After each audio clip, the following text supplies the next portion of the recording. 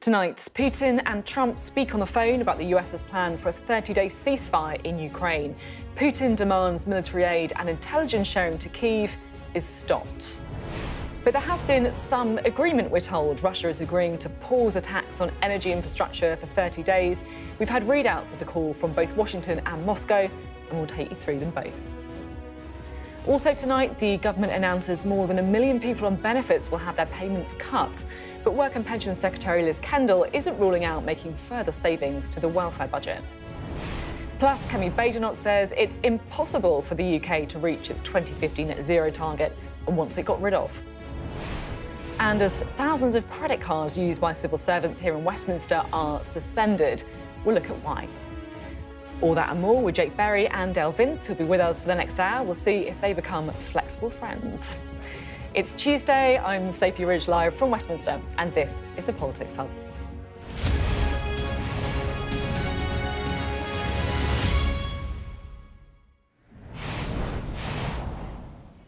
Hello, good evening. First tonight, the endgame in Ukraine. Donald Trump and Vladimir Putin have spoken at length today to discuss a ceasefire. A White House official said the talks have progressed well, and a Kremlin spokesman said under the leadership of President Putin and President Trump, the world has become a much safer place today. So as Europe teeters on the brink after that conversation, where exactly are we tonight? Well, in a moment, we'll be hearing from our correspondents in Moscow and Washington, plus our security and defence analyst, Michael Clark. But first, after the phone call, it became a tale of two readouts.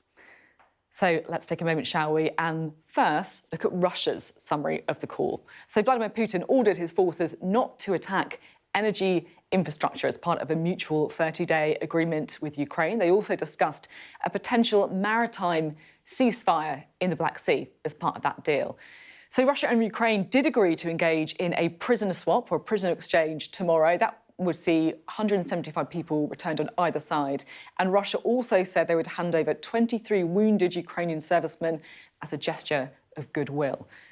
But the Russian president does have a list of conditions, including a complete cessation of foreign military aid and intelligence information to Ukraine. Donald Trump also supported Vladimir Putin's idea to, get this, organise an ice hockey match between Russian and American players. And yes, I am serious on that last one. Right, let's go to our correspondent, Ivor Bennett in Moscow, shall we? Ivor, what do you make of the readout? Yeah, hi, Sophie. So, well, as you say, a ceasefire of sorts, but nothing like what was initially proposed by Donald Trump. He wanted Russia to agree to this 30-day truce along the front lines, which, of course, Ukraine gave their unconditional agreement to this time last week. But instead, we've got a much lighter version with this agreement not to attack either side's energy infrastructure. And we're also told that Putin responded constructively, according to the Kremlin, to this initiative by Donald Trump to have a ceasefire in the Black Sea and protect shipping there. Both sides agreeing to begin negotiations there. So look, it is a step in the right direction. It is a genuine de-escalation, I'd say, the first in the 3 years, but not anything like the ceasefire that was being proposed. And that is because I think Vladimir Putin had a bit of a balancing act with this phone call with Donald Trump. On the one hand, he didn't want to upset Donald Trump. He had to give him something because in the last month, of course, we've got Russia and the US talking face to face. There's talk of a rapprochement, a reset of relations, talk of lifting sanctions. He doesn't want to jeopardize that by not giving Donald Trump anything. But at the same time, he wanted to emerge from this phone call and these talks with Russia's red lines intact. And judging by the communique and the readout from the Kremlin, they very much are intact. We're told by Moscow that Vladimir Putin underlined that a full resolution and a diplomatic resolution to the conflict must eliminate the root causes of the crisis. That is a phrase we have heard a lot in the past week and over the past few months, actually. And it's Kremlin code, really, for NATO expansion. That's what Vladimir Putin blames the conflict in Ukraine on, rather than his own aggression. And it means that Russia wants its own security concerns met. For example, a cast iron guarantee that Ukraine will never join NATO. So that red line remains. Also, we're told that he made it clear if there's to be any diplomatic resolution, there needs to be a complete cessation of all foreign military assistance and intelligence to Ukraine. So if there is to be a full ceasefire along the front lines, he doesn't want Ukraine receiving any military aid from Europe and the US. And the reason he's so reluctant, of course, to agree to a straight ceasefire for free, as it were, without getting anything in return, is because they are making the military advances and pushing it further down the line allows Russia to gain more territory. And this is particularly important in Russia's Kursk region, where it seems Moscow's forces are on the verge of finally repelling Ukraine there after 7 months after their incursion. So a ceasefire of sorts, but nothing like what was initially proposed. OK, Ivor, thank you very much indeed. So that's the readout from Moscow. Let's look now, shall we, at the readout from the White House. So they said that the leaders agreed a movement to peace with the energy and infrastructure ceasefire. The White House readout also said that the negotiations will begin immediately. They're going to be happening in the Middle East, and they discussed the need to stop what they're calling the proliferation of strategic weapons and engage with others on application. The two leaders also agreed that a future with an improved relationship between the two countries has a huge upside, including economic deals, always a fan of Donald Trump there, and geopolitical stability when peace has been achieved. Right, let's dissect the US version, shall we? We can talk now to our correspondent, James Matthews, who is in Washington for us. James, what do you make of it? I think the Russians have done their homework, clearly, Sophie. It's interesting you point out the ice hockey match, which does sound bizarre, doesn't it? But I think what that tells you is that the Russians, they know they're dealing with a guy who likes sport, who talks sport, who's comfortable negotiating in that kind of territory. They also know they're dealing with a country, America, where many people, if not most actually, polls would suggest, know and care more about ice hockey between Russia and America than they do about a conflict far from this country and far from their priorities. So that tells you that Putin has been studying hard the art of the deal.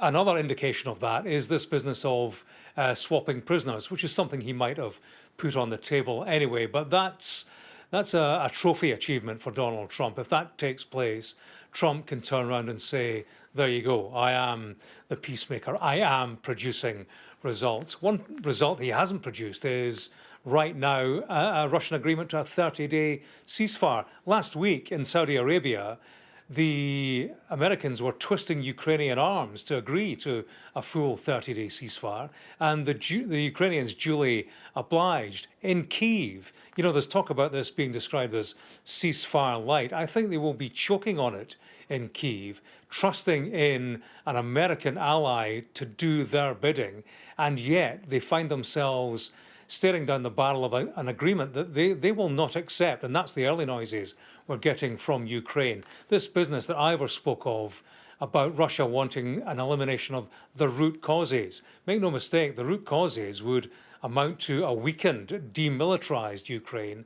And bear in mind, Putin has his eye on the whole country. And this business of a cessation of foreign military aid, weapons and intelligence, that has to be a red line for Ukraine. And Donald Trump has to know that. So you do wonder the extent to which Ukraine is boxed into a corner by this. And indeed they are in the capitals of Europe. On Truth Social, Sophie, Donald Trump has posted something in the past few minutes. I'll read you some of it. We can show you it on screen.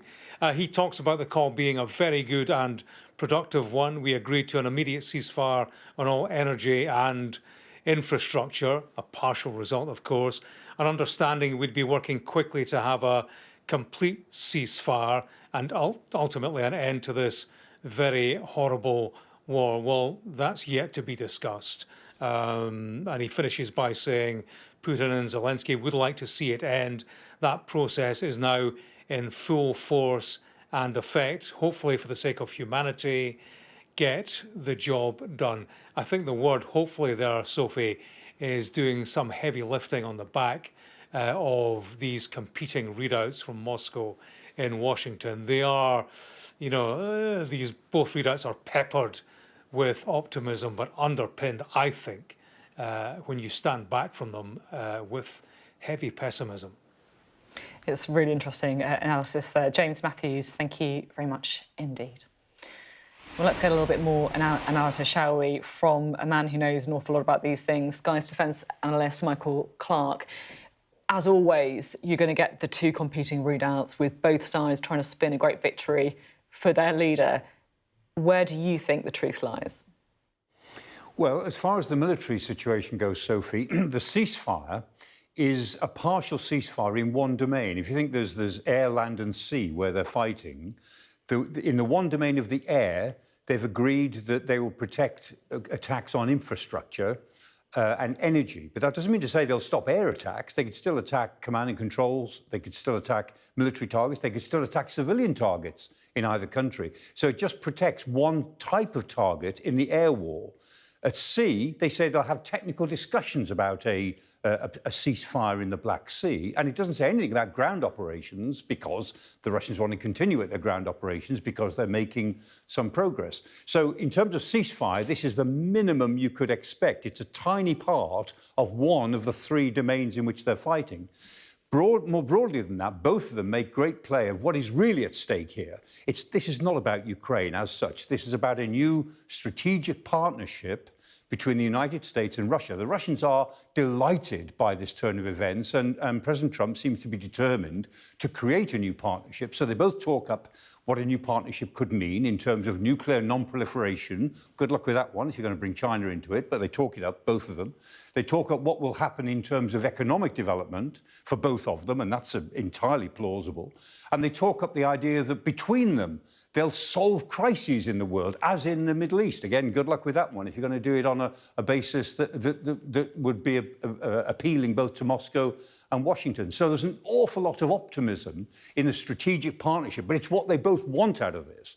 And what they want is not so much a ceasefire in Ukraine as somehow to get the Ukrainian issue off the table so the Russians can walk away with quite a big victory at high cost, but a big victory in Ukraine, and the Americans can just get it off the table because it's not what they're really interested in. They want something much bigger than this. Trump wants a sort of a 21st century Yalta agreement where he sits down with Putin and Xi Jinping and the two dictators and an autocrat, as it were, control what happens in the spheres of influence that matter to all three superpowers.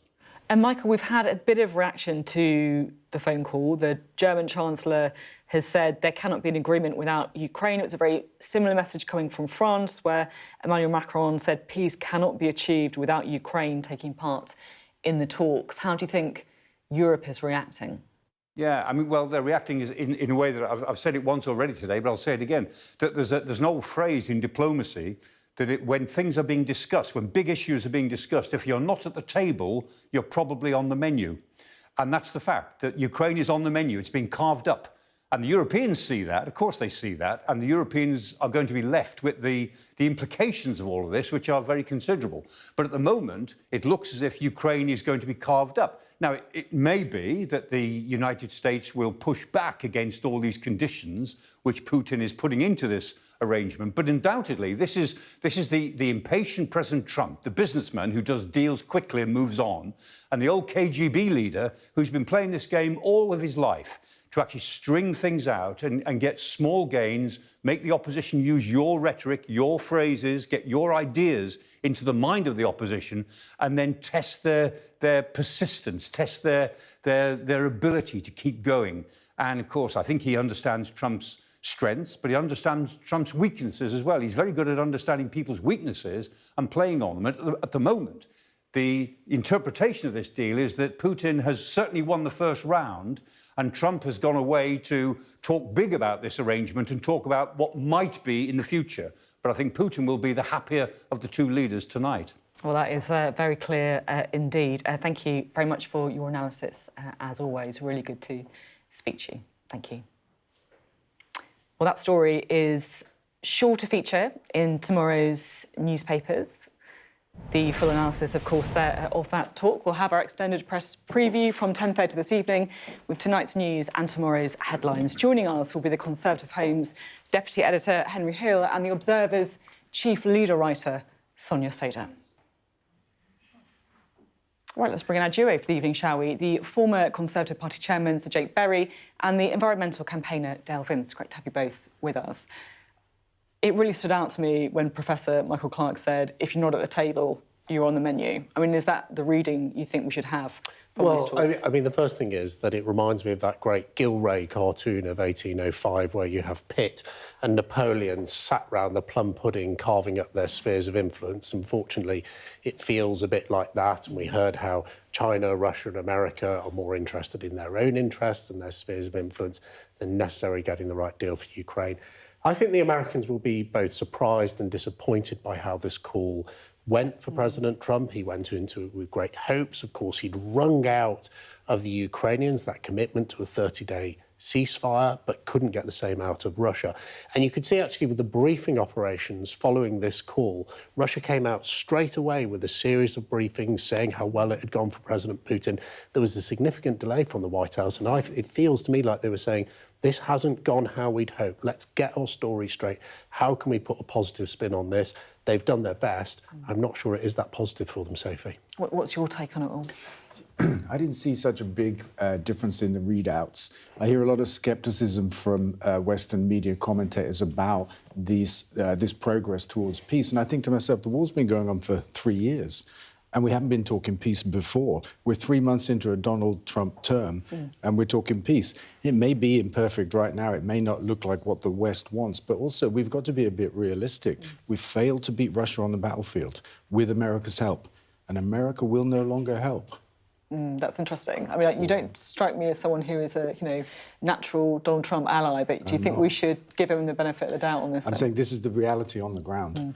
He's pulling out. He won't support the war any longer. We couldn't win it with him. We were losing the war, or Ukraine was losing the war with our support. And therefore, the basis for these discussions for peace have to be coming from a position where Russia is winning. And Russia will win, because Donald Trump will no longer support the war. You're obviously on different sides of the political debate, but now, you're not in Parliament anymore. You can kind of tell us what you really think on this. And what do you think Keir Starmer should do next? Well, I actually think Keir Starmer's doing really well. I think he's shown himself in a leadership role. He has stood by. When we had that extraordinary scene in the White House, which was really President Trump and his deputy sort of putting Vladimir Zelenskyy in his place, softening him up for these talks. And I was really proud of our Prime Minister Keir Starmer and Emmanuel Macron and other global leaders who came forward and stood strong and proudly with Ukraine, talked about the coalition of the willing supporting the Ukraine. But I think picking up what Dale said, that's all well and good, and we should be proud of the work our Prime Minister did. The realpolitik of this is, as Dale said, we can't win without Trump's support. He's made it clear there's a deal that has to be done. And I think, unfortunately for the Ukrainians, that's going to see them lose significant portions of their territory to the Russian aggressors. Keir Starmer's obviously said that he wants to increase defence spending. That's what Donald Trump has said needs to happen. That's what lots of European leaders say needs to happen as well. What's your take on that? Because obviously we do have a situation with creaking public services, high national debt. Is increased defence spending right in your view? Honestly, I don't think it is. I don't think there's a real danger that Russia goes beyond Ukraine. I think, they're exhausted. Their economy is struggling. I can't see it happening in, perhaps my lifetime. And so I think it is a reaction probably to Donald Trump in the White House and his calls for more NATO spending. It's a kind of, it's giving something to Donald Trump in the same way that we've heard that Putin has been careful to do that in these negotiations. I don't see how it makes a big difference. There are other things we could spend money on. And as an environmentalist, I'm struck by the fact that Europe came together last week, I think it was, and committed 800 billion to defence spending collectively. And I'm like, where's the commitment to fighting the climate crisis on anything like that scale, on anything like it? We haven't done it. And yet the climate crisis is the real threat for all of us. It's been really interesting to talk to you both and get your quite different perspectives on it, but it's been really good to speak to you. Thank you. You're watching the Politics Hub. Coming up, as Labour MPs threaten rebellion over plans to slash the welfare bill, Could this be the biggest test of Keir Starmer's premiership so far? We'll hear from the Work and Pension Secretary. That's next. Stay with us.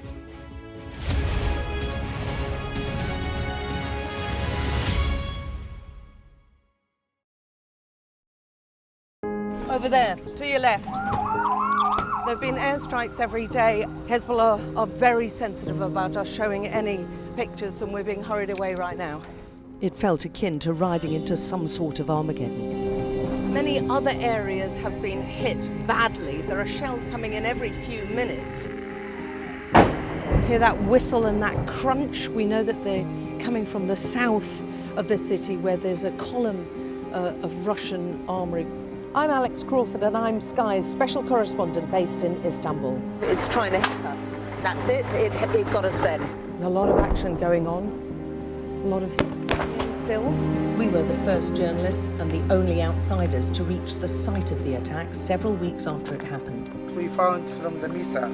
It's very difficult to see what around here could be conceived of as a legitimate military target. Only about half a mile from the Turkish coast, a boat seriously overcrowded. This is one of the most severe viruses in the world. Clearly not had very much to eat at all, a lot of them extremely thin and very frail. Look at that sheet of flames, and that has happened within minutes, and now it's coming from both sides, and it's moving this way. The world's largest falls now down to a trickle in places. I can't imagine how much plastic is lying at the bottom of this huge lake. Oh! Getting up close and personal with a rhino. This is what makes the job so fantastic. We're rolling. Welcome to the world. Our new podcast. It's starting now. It's very exciting. Every week, we'll be reporting from the world's trouble spots. We get to hold those in positions of power accountable, and we get to ask the questions that the audience, the listeners, want to know about. And that's why it is so important that people tune in, come along for the road, come along for the journey. It'll be fun. Hello, welcome back. Well, here in Westminster, after days of hinting, the government's announced a raft of cuts and reforms to the benefit system. It includes scrapping the work capability assessment used to claim universal credit. So it's all part of plans to streamline and it claims to fix the UK's welfare system. And according to the government, the reform package is expected to save over £5 billion by 2029. Making the announcement in the Commons earlier, the Work and Pension Secretary, Liz Kendall, warned the complex system currently in place is holding the country back. The social security system we inherited from the Conservatives is failing the very people it is supposed to help and holding our country back. And the consequences of this failure are there for all to see. Millions of people who could work, trapped on benefits, denied the income, hope, dignity and self-respect that we know good work brings. But responding, the Shadow Work and Pension Secretary, Helen Whately, said the government has been too slow. They walked into the department with empty notebooks. All they'd done in opposition is oppose, instead of the hard work of coming up with their own answers. That's why the country has had to wait another 8 months for this announcement. And in that time, taxpayers have shelled out £7 billion in extra sickness benefits. Nearly 500,000 people have been signed off sick. In fact, 60 people were signed onto sickness benefits while the Right Honourable Lady was talking. And from the backbenchers, there was disquiet as well from a number of MPs. Despite broad agreement of the system needing to change, the Secretary of State faced a number of questions and concerns. I absolutely fundamentally believe that my right honourable friend is on the right course, and I implore my party to try and get our reforms to bed in first before we look to making the cuts. This £5 billion cut is going to impact them more than I think her department is giving credit for. Can the Secretary of State outline how she's going to make sure that the workplace is ready for people accessing the workplace and that disabled gap employment, which really, in a sense, doesn't have anything to do with benefits, but some of the reasonable adjustments that we see not happening at the moment? The reality is trying to find up to £5 billion worth of cuts by manipulating, by changing the PIP rules, the criteria, will result in immense suffering, and we've seen it in the past, loss of life. Well, Sky's political editor Beth Rigby joins us now. Beth. Yes, so the government announced the welfare cuts. They've been trailed, actually, for days. And the Welfare Secretary in the Commons today was really making the moral and economic case for these cuts. At the heart of it, there will be savings of £5 billion by 2029, and they're doing that by effectively targeting disability benefits. So the main disability benefit, the personal independence payment, they're changing the eligibility around that to make it harder to claim that benefit. So those with milder mental health conditions, less severe physical difficulties will find that they might not be eligible for these benefits. So that was the kind of big picture of it, but there are so many unanswered questions. The first thing is that, as I understand it, up to 1 million people could lose out on these benefits, but the Work and Pension Secretary just simply would not confirm that today. There's also the issue of who will lose those benefits. Again, the government wouldn't confirm that today, and all of this will come later in the budget, in the spring statement. And I think the point of all of this is that actually what this is about is a chancellor who has a black hole in the public finances, and she needs to find billions of savings, and they're going to announce that in the spring statement.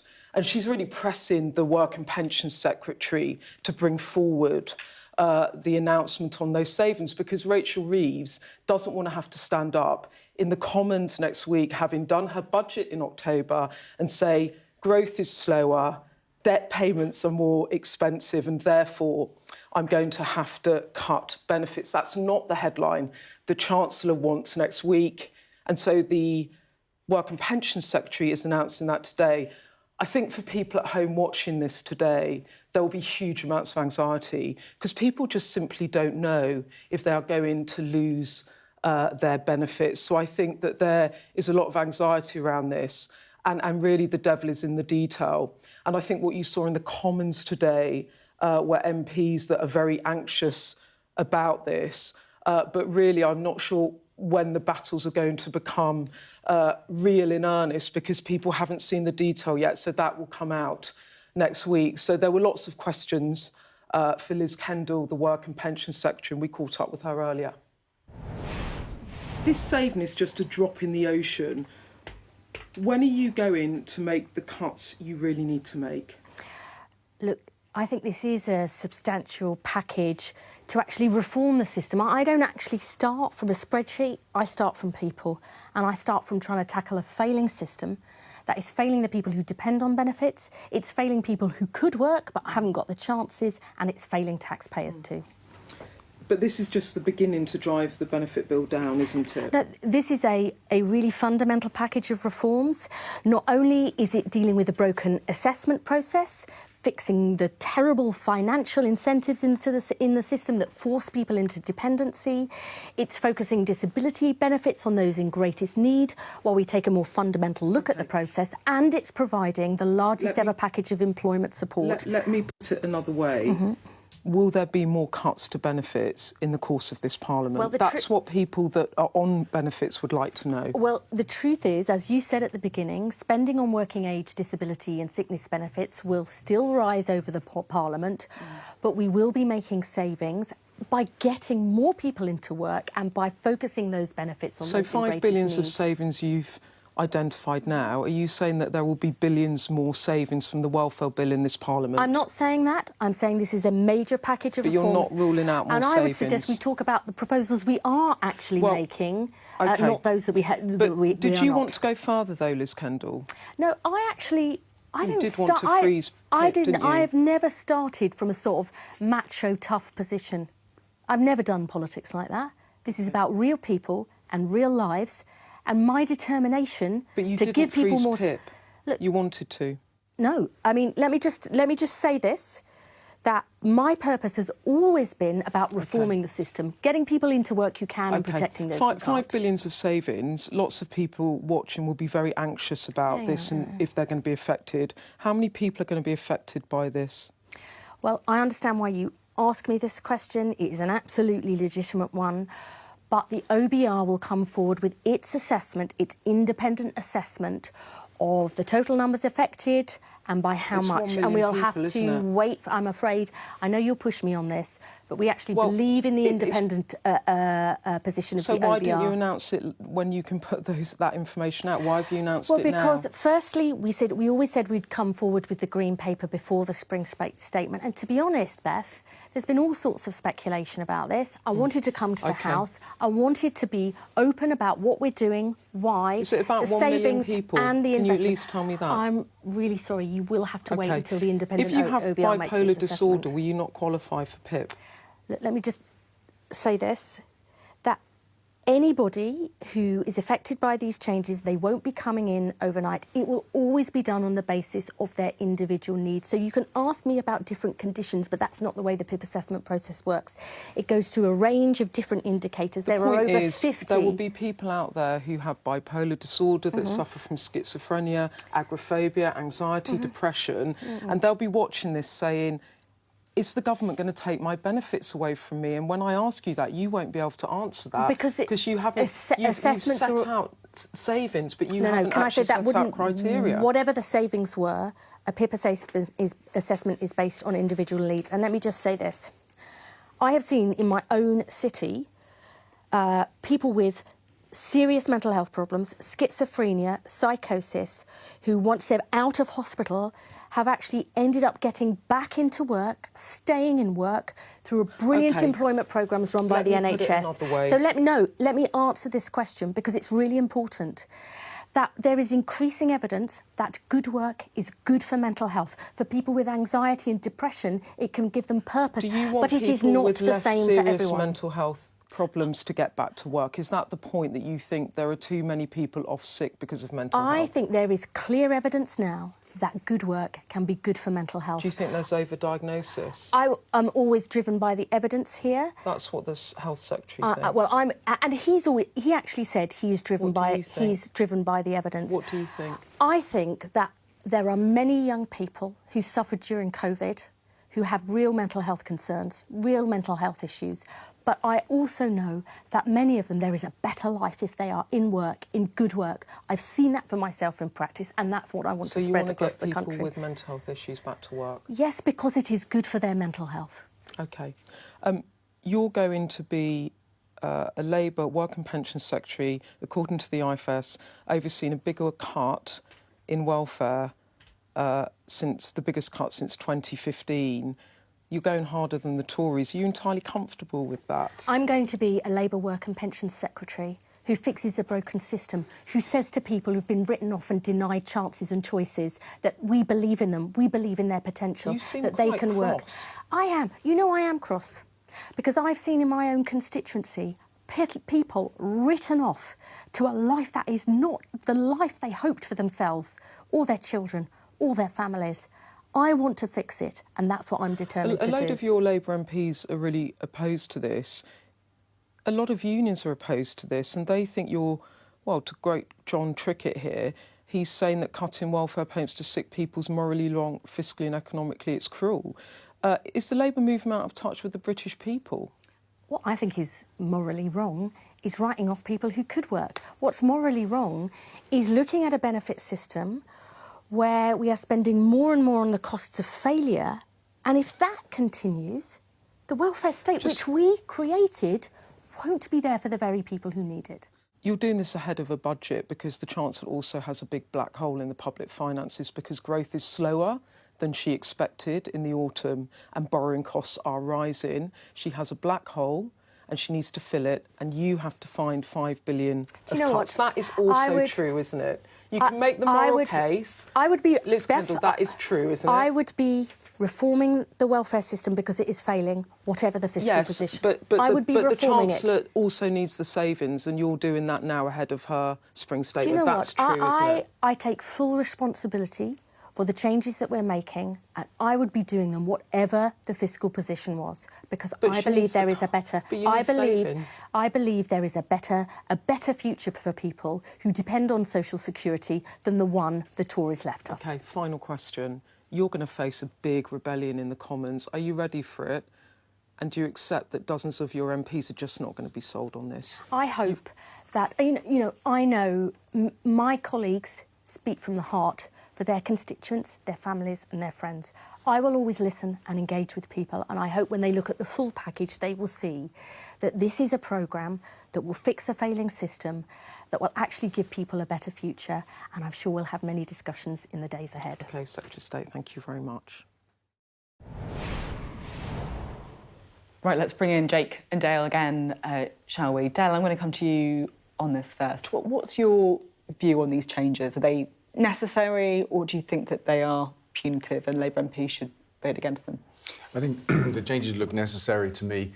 From what I've learned today, reading about the proposed reforms, there are genuine reforms in the system.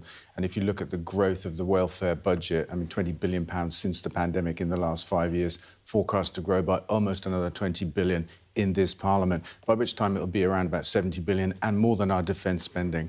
And when you look at that, you think something must be wrong. If you look at the statistics, 1 in 10 people long-term unable to work, 1 in 8 young people not in education, training or work. Something's happened. It's like a shadow pandemic, post the pandemic, that has seen the cost of the welfare state balloon. And it's right to look at that system and say, is that system failing or working for people? I saw you nodding along there. I mean, are these reforms that you guys should have done? Yeah, I mean, we actually made a lot of changes to welfare in our time, particularly between 2010 and 2015. Ian Duncan-Smith and George Osborne made a lot of changes which brought the welfare bill down. Dale's right. We've seen that go into reverse, particularly since the COVID pandemic. I think the government is right to look at that and say, we're actually a real outlier, particularly on people saying they're unfit to work or people being unfit to work. I think the government's right to focus on not just bringing the cost down, but as we heard there from the Secretary of State about helping people get back into the workplace. I hear that she said, there is emerging evidence that, people having a job is really good for the mental health. I think that evidence has been there for quite a long time. And, look, the Conservative Party may be in opposition. I've never believed in opposing things for opposition's sake. I think they've made some good moves here today. I think the challenge they've got, and we saw this particularly between 2010 and 2015 when we were bringing the welfare bill down, is that there's massive pressure that will come from their backbenchers and the Conservative opposition, because it's easy to talk about making these sorts of cuts. It's very hard to do in practice. I went to debate after debate where Labour politicians were standing up and talking about the increased use of food banks, families going without, tragically, some people taking their own lives because they couldn't cope because they'd lost benefits. That's the reality of what these changes will mean, and it's going to be a very, very difficult time for the Labour Party to shepherd these changes through, even though I believe they're necessary. Yeah, you can see that resistance among many people who feel very strongly about this. You might be campaigning on this issue, you might be worried about their constituents as well. Jake just picked there on the issue of mental health, because it is true, isn't it, that we've seen an increase in claims around mental health. What's your take on that? Because I guess there's two sides to it, isn't there? Some people might say, well, guess what, some people do have this crippling anxiety, particularly since COVID. You just have to look at the situation for young people to understand why that might be the case. And then others say, well, if that is the case, then work is the best thing to get them out of it. And I don't think they're competing views either. I think, it could have come out of the pandemic. It probably did. And you've got to ask, have we done enough to deal with that properly within our health system, actually, to help people? I think absolutely a job helps people that can have a job. It helps to be in the world, to be amongst people. You know, I know when I feel kind of adrift sometimes, you know, it helps to be around people. And I've had some interactions with people on the street, homeless people, you know, who say, well, actually, I offer them a job and they say, well, I can't work because I've got, you know, this disorder or that disorder. And I say, come on, surely you can. And I think it would be good for them. I think both of those things are true. And I think we have to do more to help people in our country, because no other country in Europe seems to have suffered in the way that we have with this. Yeah. Why do you think that is? Well, I mean, I think if we knew why it was, we would have done something about it when the Conservatives were in government, and now I think the Labour Party would be if we knew what the real challenge was that our people face. Then, you know, any responsive government would be trying to tackle it.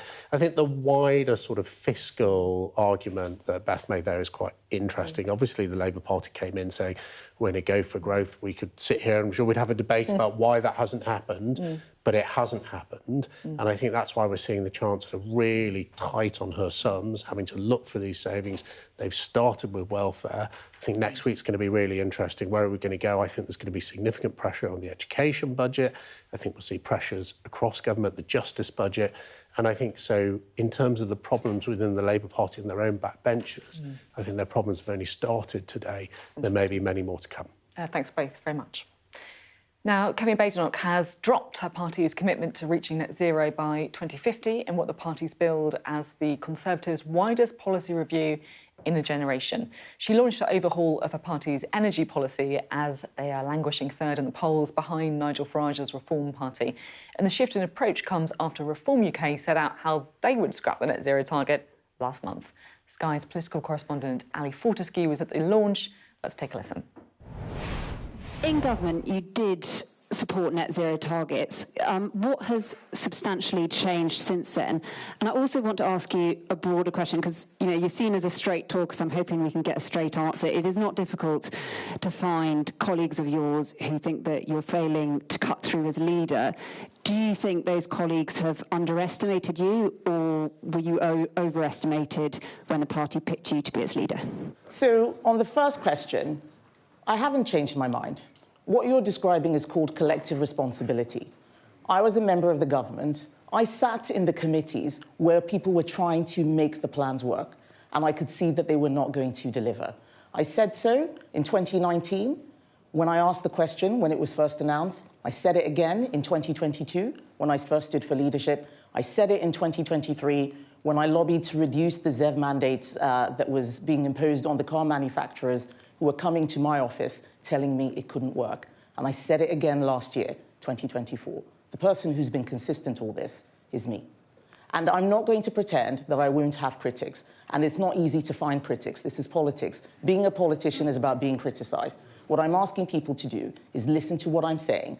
I am not doing what all the other parties are doing. We are changing the way we do things. The Conservative Party is under new leadership, and we have to make sure that we think things through and don't just give announcements without a proper plan to back them up. Well, we can talk to Ali now.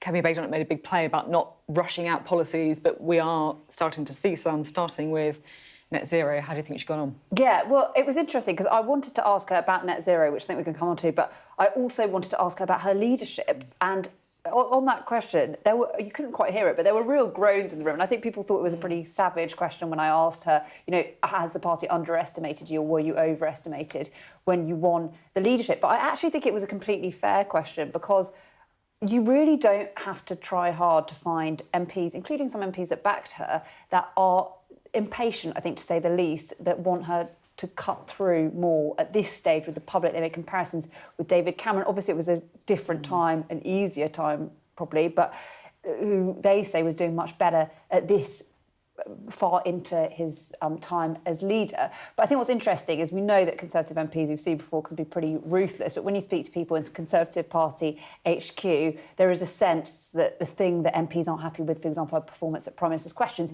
isn't really something that is cutting through. They seem to be people I've spoken to seem to be happier about that. And we know, of course, that the big test, we will find out what the public think. In May, we've got the local elections and probably this Runcorn by-election round then as well. Some saying that this could be existential for her, but her backers saying you've got to bear with her, you've got to wait for that policy. I mean, I guess the difference with David Cameron is, he didn't take over just after the worst ever defeat for the Conservative Party, right? There'd been an awful lot of rebuilding to get to that point.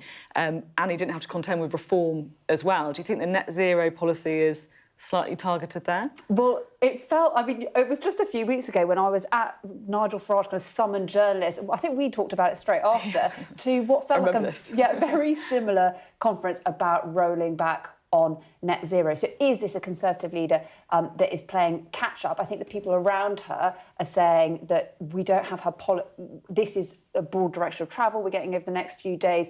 They say that reforms policies were not properly thought through and hers will be, and we will get them in time. I also think the net zero issue puts Labour potentially in tricky territory when they're going to have to explain how they are going to pay for everything. Let's have a listen, though, to what Ed Miliband had to say earlier about this. The opposition is off to the wacky races, frankly. Mr. Speaker, when it comes to net zero, we on this side know, and this government knows the truth, that net zero is the economic opportunity of the 21st century, and under this government, we will seize it. So just to quickly kind of recap on what she actually said. She said it's impossible to get to net zero by 2050 without bankrupting the country, without having a massive impact on living standards. It's not a moral decision, a practical decision. It's quite vague. As I say, we're waiting for the actual policy details. Will the party be patient enough to let her get there? Ali, thank you very much indeed, Ali Fortescue there. Well, as you might expect, the speech today provoked a pretty angry reaction from the Green Conservatives. The Conservative Environment Network described the announcement today as a mistake. They said ditching the target will undermine private enterprise and capital driving the energy transition and alienate voters worried about their children and grandchildren's inheritance. Right, let's bring in our duo again, shall we, Jake and Dale. Jake, what do you make of this? Is it the right move to ditch net zero? Well, I don't think Emmy's ditched net zero. I think she said that we need to tackle it at a different pace. And this isn't fallen out of a clear blue sky, because, of course, before the last general election, Rishi Sunak altered some of the targets about when will be banned from having gas boilers in new properties. He looked at altering some of the rules around when we all will have to buy an electric vehicle, and petrol and diesel vehicles will be banned. But I think even the most ardent supporters of net zero, and I think we'll have one here with Dale, but even the most ardent supporters of net zero would say that it needs to be done in a responsible way that ensures Britain can continue to succeed as a nation. And I think Kemi having a bit of a look at this and saying, well, actually, look, it's quite a long time. It's 2017, I think, from memory. Was it 2019 when Theresa May? It was 2019, wasn't it? When Theresa May made this commitment. It had very little parliamentary scrutiny. It had 90 minutes of debate in Parliament in total. The world may have changed, and if the world changes, then policy should change to reflect that. I think that reflects public opinion, actually. Dale, what do you reckon? Well, I think the idea that we can't afford to get to net zero or afford to have the green economy is detached from fact. So the green economy grew 10% last year, added 83 billion to our GDP, and the year before that it grew 9%. And last year it grew at 3 times the rate of the conventional economy. And these aren't my figures, they're from the CBI. As Ed says, the economic opportunity of the 21st century is in the green economy. We happen to get net zero off the back of that. My focus as an environmentalist has not been to argue for polar bears and ice caps and net zero, but for the economy, the GDP and jobs that we can get from the green economy. And the evidence is clear. Cambridge University collaborated on a report this week that said it will cost 0.2% of GDP to get to net zero.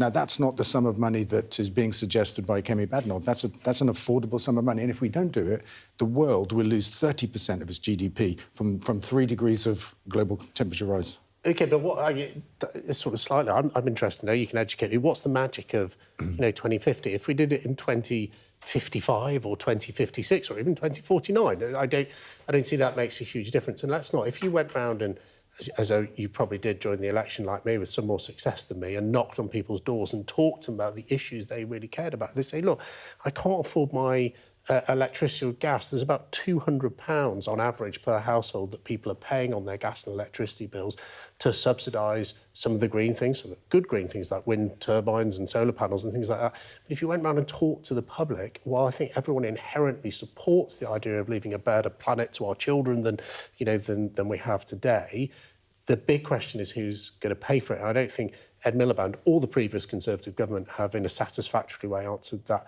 question. I think that's what Kemi is beginning to probe about, how long can it be done in a reasonable way, not to take the shirt off British taxpayers' back. I understand. That's a good point. And I think that it's another false argument being made that it's green energy putting up the cost of our energy bills. The problem is actually fossil fuels. And in our rather crazy energy market, we allow the price of gas to set the price of the wind and sun. So even if we get to 100% green electricity by 2030, we won't feel the benefits of that in our bills unless we break the link between the price of gas and the price of all other electricity.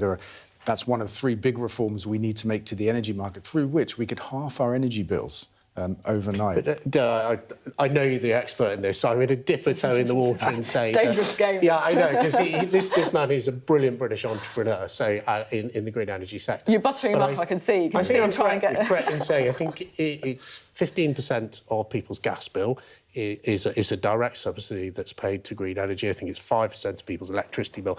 I think I've got that right. If these forms of energy are so cheap and so good, why do people have to subsidise them in that way? So, because it's because of the tariff that's paid to the generators, isn't it? These are, without exception, there are probably half a dozen levies on our energy bills. They've been used as a means of putting a stealth tax, in effect, on energy bills to support green energy. That, without exception, old schemes supporting old existing generation. When we talk about what we can build today, it needs no public money. And that's the difference. But even today, I see that I think it's 40% of the UK's energy, as of today, was generated by gas. Now, that's really bad for Britain because we're not producing much gas. Most of that is imported. Half comes from the North Sea. Half comes from the North Sea, but we're still not producing... OK, we're importing half of it. Isn't great for our security. Of course, we were talking about Russia and Ukraine earlier. Yeah. But, we've got to deal with the situation as it is today. That doesn't mean that we can't invest in green energy, but I think people want a longer transition, I think, to enable... Look, most ordinary people don't sit around and go, I've got this 10 grand in my bank account. Should I spend it on a heat pump or solar panels? That's not how real people live. They don't have that huge cash reserve sat round. And I think any responsible government would say, let's take the time for the British people to make reasonable adjustment. I think that's what Kemi's suggesting. I don't think we're going too fast. I don't think we can go fast enough. I don't believe we should oblige people to have heat pumps. Absolutely, no. I don't think you've ever said that. No, I don't think I have. And today, our energy bills are about £1,800, but most of that is driven by the global price of gas. Even though half our gas comes from our North Sea, we don't set the price of it. We let markets do that. And at the peak of the energy crisis, we spent £80 billion suppressing the size of our energy bills. We didn't create a single job or invest a penny in infrastructure. That £80 billion just left our economy because of the war in Ukraine. It will happen again. And actually, this is a defence issue. If we don't get to energy independence, we are vulnerable in future conflicts. OK, thanks both very much indeed. Well, speaking about the Ukraine war, I do just want to update you on some lines coming from the Ukrainian President Zelenskyy, because he's been giving a press conference in Ukrainian in the last few minutes, responding, of course, to that Trump-Putin call this afternoon. Now, he's been saying that Ukraine would support a proposal to stop strikes on energy infrastructure.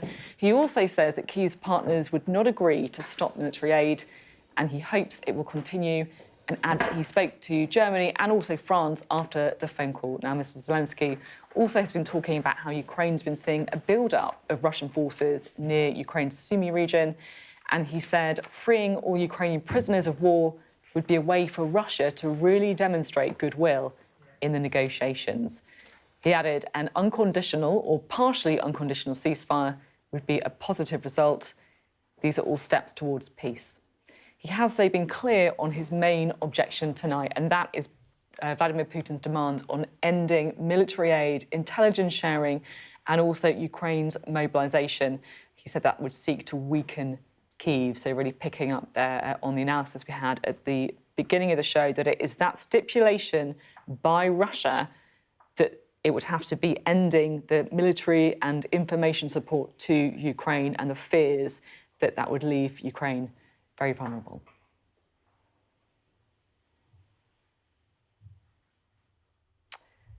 bringing you up to date, of course, on that throughout the evening. But before we go, now, cutting government waste used to be a pretty dull, maybe fairly unconvincing refrain dusted off every time the government of the day needed an answer to questions on how they pay for a new initiative. But in these Doge-dominated, swamp-draining, chainsaw-wielding, straight-in-time, slashing waste has got real, and it is hitting the civil service in its expense accounts. So what we're learning is that, look at this reaction, thousands of taxpayer-funded credit cards have been cancelled under plans to crack down on wasteful spending.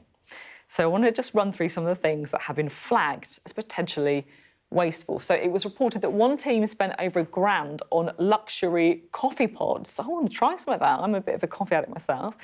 Meanwhile, The Telegraph reported one minister used an official credit card to pay for an Amazon Prime subscription. Other streamers, of course, available. DJ equipment, that was pointed to as a wasteful expense. We do know MPs like a bit of a turn on the discs at the party conference. I wonder what that was used for.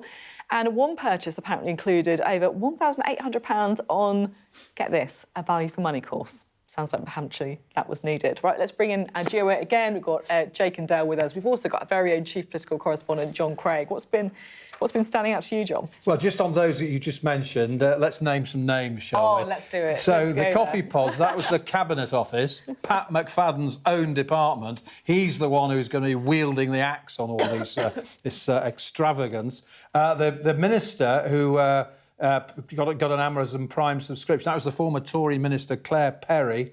And the value for money course, I'm not quite sure who that was, but 1,800, well, not great, is it? Yeah, there's some other good ones, actually. I mean, there was £700 on a shop selling cardboard cutouts of celebs, including Harry Styles and the Spice Girls. Foreign Office spent £2,500 in a Barbados shoe shop, and £2,500. That was the nightclub equipment. Yeah.